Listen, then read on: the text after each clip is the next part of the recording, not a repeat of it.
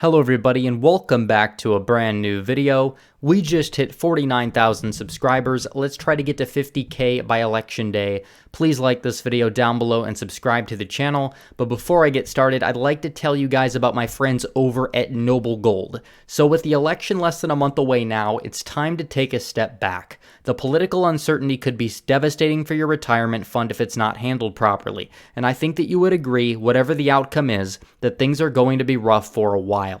If you're worried about your finances taking a hit, you should look at protecting your savings, especially your hard-earned retirement fund. A gold IRA uses the value of precious metals to keep you out of trouble, and the team at Noble Gold knows how to do this, and they've done it for thousands of people before you.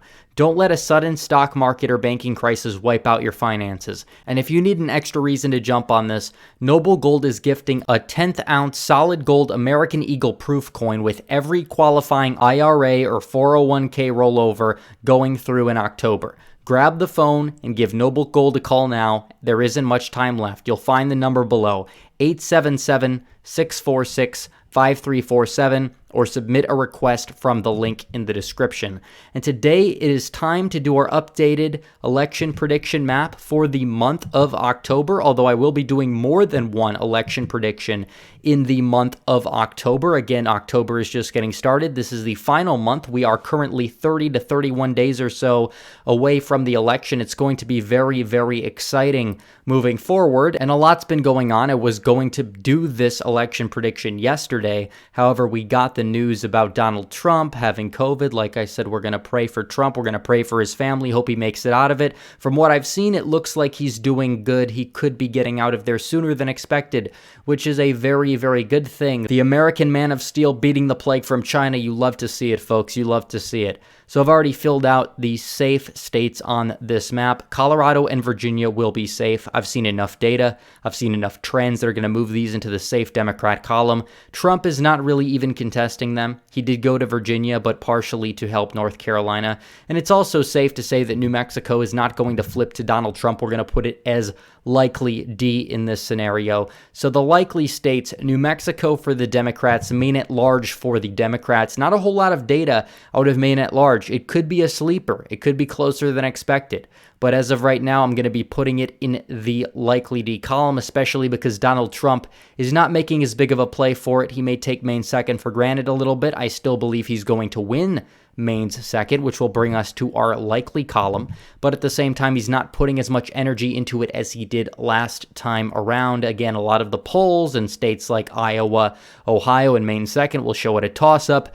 And then on election night, these states are going to go to Trump by 7 percentage points or so at a minimum, roughly around there. A lot of people, foolish people, spending money on the betting markets in these states, thinking it's going to flip. It's free money to bet for the Republicans in Ohio and the state of Iowa. These states are going for Donald Trump pretty much no matter what happens. Trump will win Ohio by roughly around 8 to 9. He may regress a little bit in Iowa and win it by like 6 to 7. But either way, he's going to win the state of Iowa.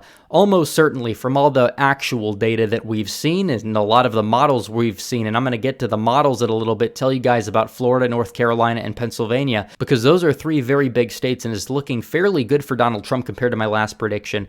So 150 for the Republicans so far, 212 for the Democrats. Time to go for the lean states. I think we'll start off with Nevada. Nevada will probably be lean D. It could be closer than expected, but at the same time, we're going to put it in the lean Democrat column. Biden probably wins it by roughly 3 to 4%. Trump has a lot more states that are of higher priority, and he doesn't need Nevada to get to 270 in a whole lot of scenarios. He's not going to be focusing too much energy. Biden won't be focusing too much energy there either, and you may see the Latino turnout decrease. A lot of the minority turnout in the primary across the country was down from 2016, even though the white Democrat turnout for the primary was way up. So we'll really have to see. There's a lot of question marks because you can't just go off primary turnout. But Nevada, I do expect to go to Joe Biden in the lean column. For the Republicans, Texas, lean to likely. I think Trump wins it by roughly around 5 percentage points when it's all said and done or so. Again, there is a big trend in Texas away from the Republican Party. But at the same time, Donald Trump seems to have enough support. Republicans doing very well in primary turnout in Texas in terms of Trump getting more than a lot of the key Democrats there combined. and the fact that Hispanics are not that enthused this cycle and Donald Trump is making remedial gains with them probably offsets a little bit of the suburban shift. So I do expect Donald Trump to win Texas by roughly 4 to 6%. It's in the lean column. It could go by a likely margin. We'll just have to wait and see. But either way, it's a state that is getting closer and closer to toss-up status. For right now, we'll put it as lean Republican. Polls have Trump winning by roughly around 4, but again, we're still a month away from the election, and we don't know what the polling error is going to be this cycle. But all the other conventional data metrics we have show that a lot of the polls this cycle are garbage. You're looking at party registrations, you're looking at county registrations, you're looking at county trends, party registration in certain places throughout the whole country, and the voter files as well. And I've come to a point where I just have lost a whole lot of faith in polling in general. So Texas and Georgia as well. Georgia's a state we can put in the lean Republican column. And right now, of course, the polling average has it as a dead heat. But again, 2016, the same time, they kind of had it as a dead heat as well. A lot of undecideds there, probably going to break for Donald Trump. Democrats did max themselves out in 2018. That was with Stacey Abrams on the ticket, energizing African-American turnout in the Atlanta area. We're not going to see that effect this time. People thinking Kamala Harris is going to help are kind of being foolish there. A lot of the polling shows that she actually demoralizes more Democrats and people and independents. And Georgia's a state I think she's going to hurt significantly. Georgia being one of them, as well as places like Pennsylvania, where Biden will continue to struggle in a lot of these rural areas. But Georgia right now, we're going to put it in the lean Republican column. Now, the state of North Carolina, this is the last state I'm going to put in the lean column here. Actually, we're going to go to Minnesota next. But North Carolina, an ultra-accurate absentee turnout model is showing Democrats running behind where they actually need to be in this election cycle in the state of North Carolina when it comes to returning ballots. They're not doing that well in North Carolina or Florida compared to where they actually need to be. Those metrics alone lead me to be more confident in North Carolina, especially because early polls do tend to underestimate Republicans in North Carolina, in Florida, from what we've seen over the past couple of cycles. North Carolina, I believe Donald Trump is going to win it by around 3 points when it's all said and done. He will lose a little bit of ground from last time. He will still win the state of North Carolina. Minnesota's another one, and some people may be mad at me for not putting this in the tilt column.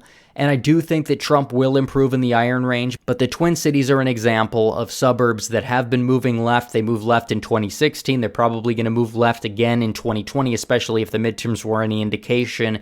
It is possible there is a shy Trump voter due to social desirability bias post the riots in places like Minnesota and Wisconsin and Pennsylvania to an extent as well. But as of right now, I don't see enough fundamental data to prove that Minnesota is going to flip into Trump's column. I assume that Biden wins it by roughly around 3 percentage points or so. However, I will not say the same thing about the rest of the Rust Belt. So now I will be doing the tilt states. We're going to fill out the rest of the states here on this map, from New Hampshire all the way down to Arizona on the West Coast. I think it's good that we start off with Florida, though, because I did talk a little bit about Florida. Trump could win it by 2 or more. I think Trump is going to win it by roughly 1 to 2 percentage points or so. A lot of the absentee turnout models I've seen, even the poll from the New York Times today that had him down 5, if you accurately applied the absentee model to it, it would show that Donald Trump would win the state by something like 17. That's not going to happen. It just proves how garbage the polls we've seen are. I will not trust a single poll this cycle moving forward. There's so many other metrics at our hands now where we can accurately predict this, and it's not looking that good for Biden when you use any other metric besides polling. Now, for the state of Florida, yes, it's Trump's home state. I don't think that's the biggest factor in this. But again, Trump is probably going to energize the base a little bit more. He's going to win the state of Florida. He will improve in Miami-Dade. He will improve with Hispanics statewide. He will probably get the turnout up high again in the Panhandle, higher than you saw in 2018. So he'll kind of combine the DeSantis coalition with his coalition from 2016, and it's going to help him in the state of Florida. So 248 to 228. This is where I say Donald Trump is at his minimum. I believe Donald Trump will win 248 electoral votes. End of discussion at a minimum. He could win as high as 328 if he played all his cards right, but I don't see that happening either. The answer is going to be directly in the middle. And I do feel more confident in Arizona post-Supreme Court nomination. You saw how McSally rose in the aggregate in 2018 after the whole Kavanaugh ordeal. Supreme Court is going to be front and center. They're going to have to do it by Zoom if they have to, but they're going to have a hearing. They're going to get it confirmed. That energizes the type of Republican that is in the state of Arizona. Trump getting COVID, that's going to help with the sympathy vote a little bit with these neocons. They're not going to be the ones in the front line saying, oh, Blumph deserves this. Not the people on the ground in Arizona. Donald Trump, especially, with the third party vote being so high, will probably get a decent share of that. Biden will have an advantage based off of the trend, but I still expect Donald Trump to win the state by roughly 1%, especially because Republicans outvoted the Democrats in the primary and because the registration data, even in Maricopa for the past couple of months, has looked extremely favorable to Republicans, way, way more than I would have expected. So for that reason alone, I do expect Arizona to go in Donald Trump's column. The state of Pennsylvania, this is another one that I wanted to talk about that I'm a lot more confident in because Republicans have been doing extremely well in registrations, but the primary data wasn't really that good for Republicans. But the absentee model that I've seen, one of them had Donald Trump winning the state by 150,000 votes. Another one had Trump winning by 200,000 votes. And this was dead on accurate using registrations and using the absentee turnout model. Going back to the 2000 election, it was roughly on point every single time and actually overstated Democrats. So do I think Donald Trump is probably going to win the state by 200K? No, but he might win it by 100,000, and for that reason alone, I'm more inclined to put Pennsylvania in Trump's column. I think Trump will do well. I think the Democrats are going to realize they've hit a little bit of a wall this cycle in terms of Trump's bases in the suburbs. Obviously, Dems will gain a little bit. The turnout, the energy will be higher, partially because Biden is from Delaware. Delaware County will be higher for Joe Biden. Same thing with Chester, Montgomery. I do think Trump has a shot to flip bucks. I think Trump will do even better with turnout in the rural part of the state compared to how he did last time. And again, will Philadelphia turnout be as high as it was last time around? That I'm not so sure about because all the metrics point to that not entirely being the case out of the state of Pennsylvania. So the state of New Hampshire, this is a state that I'm going to put in the tilt Democrat column. Trump could win it, but again, you have a very high college-educated white population and another large voting bloc being the working class white population. They're kind of at odds with each other. Which direction is the trend going to be heavier in? I'd say the trend will probably favor Biden a little bit more, but again, Trump only lost by 3,000 votes. There were a lot of third-party voters there last cycle. There's a very popular Republican governor that actually supports Trump, and a lot of the colleges where a lot of the voter registration happens are actually closed. Trump should make a play for New Hampshire, but right now I don't see enough evidence to put it in the Tilt R column. We're going to put it in the Tilt D column. So now there's 2 states left and Nebraska second. Fundraising looking very good for Republicans in terms of individual donations in Nebraska second for the presidential level. That alone would entice me to believe that since Republicans held the seat in 2018, that the Republicans statewide did fairly well there in 2018, that the Democrat Party in Nebraska, especially at the Senate level, is in total disarray after what happened. The fact that they're nominating yet again a Bernie Bro-style candidate for that district, the fact that Biden's kind of ignoring it and Trump is not really focusing too much energy on it either, kind of proves that it's not a must-win for Biden. Trump's put a little bit of effort there. I think you've seen like Laura Trump and a couple of other surrogates go down there. I think that it's probably going to stay with Trump, although it's going to be very, very narrow. I would not be surprised to see it flip whatsoever. So that leads me to the last 2 states, Wisconsin and Michigan, and these could go either way. I think that a lot of the polling that we've seen that points to some sort of Trump drop-off in the rurals, it's not entirely going to happen this time around. I have my faith in Trump in Wisconsin to actually pull it off at the end of the day, especially when it comes down to a lot of the rural areas not dropping off the way they did in 2018, but I could still see Trump making gains with the ancestral Republicans that may not have came out for him before that support him now in places like Waukesha County and the counties surrounding the Milwaukee area. I think the riots are going to help him improve in Kenosha. I think a lot of people are going to be surprised when they see that because the left takes that for granted. They say, oh, the suburbs are changing. Not in Wisconsin, not in large parts of Michigan.